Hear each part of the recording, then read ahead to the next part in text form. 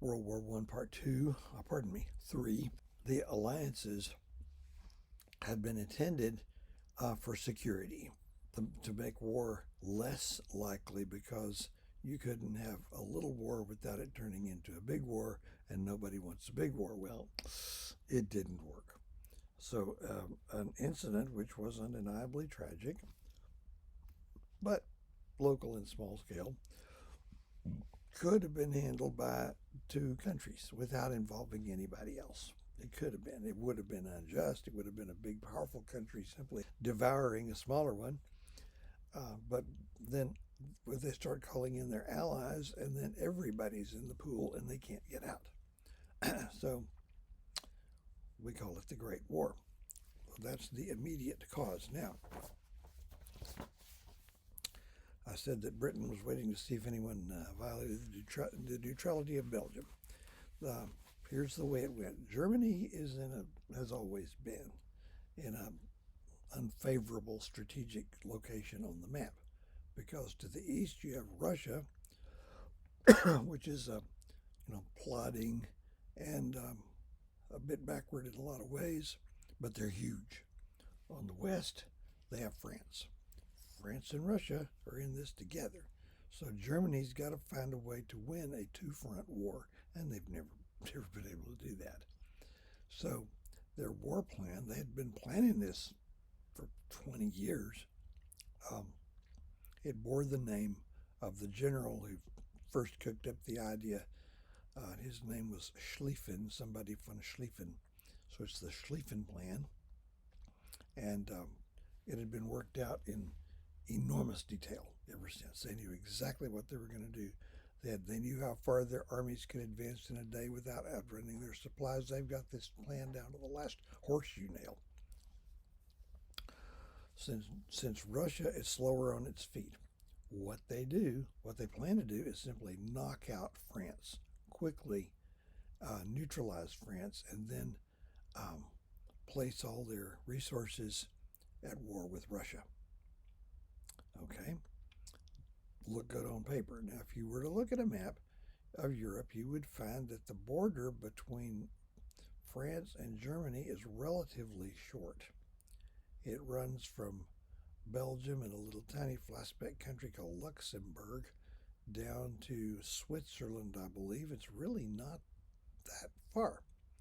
And France had heavily defended that border. By the way, you know what? I'm not going to tell you that yet. It won't have context. Um, so, Germany's plan involved using their reserve army divisions at the start. Okay, in the German army, you have a certain number of active duty divisions, and I've read that it was 85. That's an enormous number. Each one with a numerical designation. With a similar, identical numerical designation, they have 85 more reserve divisions. Now, since French military planners would not consider using reserves at the beginning of a conflict, they assumed nobody else would either. They were wrong. So anyway, Germany plans to engage the French army along the short border between Germany and France, and then get permission from King Leopold of Belgium to send several more armies through Belgium. They're not going to mess up anything. They're not going to hurt anybody. They're going to pass through, because France does not defend the border with Belgium, because Belgium is neutral. So the Germans plan to come through Belgium and attack France's undefended border. There was a forest up there that the French also thought the Germans would have trouble getting through. They didn't. So the idea was, and I wish I had a map to show you this, Germany has got France's army tied up along the border, and then 5 more armies will come through Belgium and execute a kind of swinging door. They'll sweep down, they'll capture Paris, they will envelop the French army along the border and crush it. France is out of the war, then they can fight Russia. The Schlieffen Plan. The French had been clued in on this. They knew about the plan. The part they didn't know about was that the German army was twice as big as they thought it was. So the way they thought about it was that Germany couldn't execute a plan like that um, without so weakening their forces along the border with France that they'd be vulnerable to a counterattack. So they didn't know. Again, kind of helps to know how big the army is you're going up against. And here's where the wheels came off. The German government politely requested permission from King Leopold of Belgium that he permit them to send their armies through that country. They had no plan B if he says no. It wouldn't be rational for him to say no. And the Germans are all about linear logic. And Leopold was known to be an immoral, loose living man of low character. Of course, they just assumed they would ask for and get permission. King Leopold grew a backbone and said no. That kills their whole plan if they respect Belgian neutrality. The German foreign minister blithely remarked that after all, Belgian neutrality is just a scrap of paper. That was used against them greatly, and they just sent their armies through anyway. They bludgeoned their way through Belgium. The Belgians resisted as best they could, and that brought Britain into the war. So Britain commits about 2/3 of its army to slowing down the Germans as they came through. The Germans were destroying medieval architecture, buildings containing artworks, ancient libraries, stuff like that. And the Belgians, they're little guys here. I think Belgians may be related to Texans. Here's why. The Belgians had a bad habit of taking pot shots at German soldiers with their hunting rifles. And the Germans didn't have a way to deal with that other than when they took a town or a village, they would round up all the leading citizens and line them up and shoot them. Just shoot them dead. That was meant to discourage taking pot shots. I would think it would have the opposite effect. But I'm told in the parts of Belgium where the Germans came through in 1914, most cemeteries will have a row of graves with the headstones, the dates always in August 1914. Belgium's a French-speaking country, and it would have the little inscription, Fusillé par les Allemands, shot by the Germans. They made it into France, but the Belgians and Brits slowed them down enough that they were unable to execute their plan. They got within 30 miles of Paris. They were unable to capture Paris. And from that point, the fall of 1914, the war on what the Germans called the Western Front bogged down. It settled down to a horrific type of warfare known as static trench warfare. Okay? You have multinational armies numbering in the millions of men dug into elaborate lines of trenches. An army would have a front line trench, second line trench, third line trench, connecting trenches, little trenches that go straight out toward the enemy where an observer could be out there and see them coming sooner. You'd have artillery emplacements, machine gun nests, command posts, supply depots, rest areas, and field hospitals all dug in. New kind of warfare. Prior to that, armies in the 19th century, armies would still go into combat in, brightly colored uniforms like the French. The French military uniform, they wore bright red pants. And it's a big thing with them. Le pantalon rouge, c'est la France. Makes you a good target. They had to get over that. World War I is when armies learned there's a difference between a parade ground uniform and a battleground uniform. So combat consisted of trying to soften up an objective portion of enemy lines with a artillery bombardment that could go on for a day or two. And those who've been through it say that that is the most unnerving experience of warfare, being under bombardments. You can hear the shells coming, you don't know where they're going to land. this hour after hour. And people can break psychologically, a condition known as shell shock.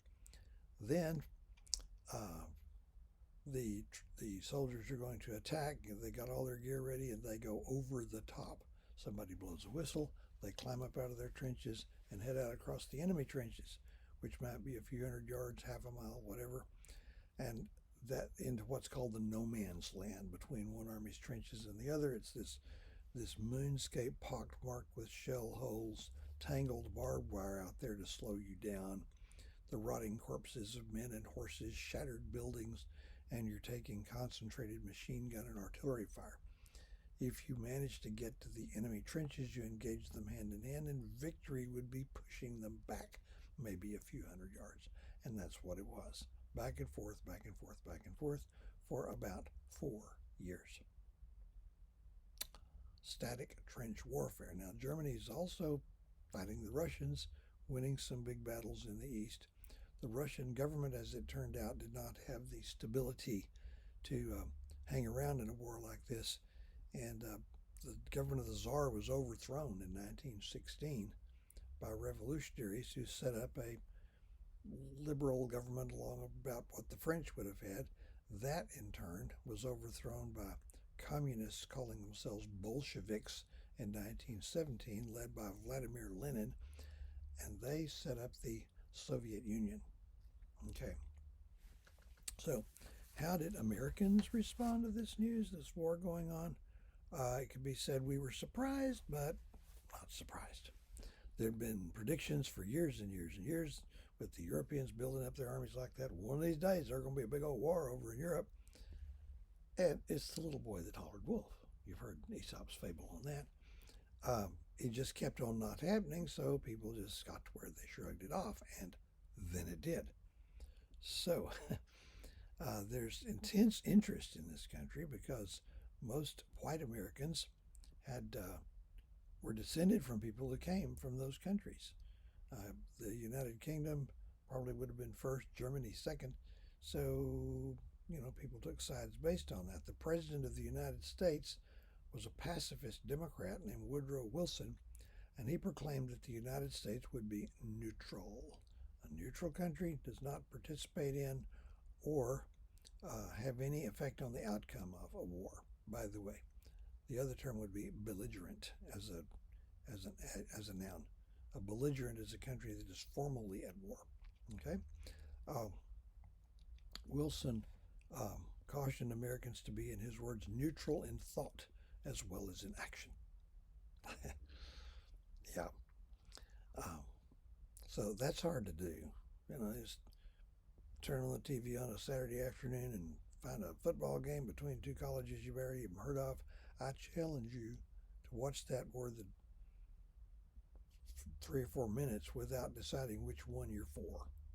And this wasn't like that. This was the countries our ancestors came from. So neutrality, not so much. Wilson insisted on maintaining full diplomatic relations with all parties. So that's what Wilson wanted to do. Still, Americans tended to, if I ask what's our official policy toward the belligerents, is we would be neutral. Wilson's main goal was to keep us out of this war. He knew how difficult it would be. Every time Europe's had a big war since we've been in existence, we got sucked into it. He wants to avoid that if he can. So we'll see a little bit later what he did in an attempt, a well-intentioned but futile attempt, to get the Europeans simply to lay down their arms and let it go and call off the war. Okay. I'm going to stop this one, and we'll come back and look at what factors influenced Americans to side with one side or the other during the Great War.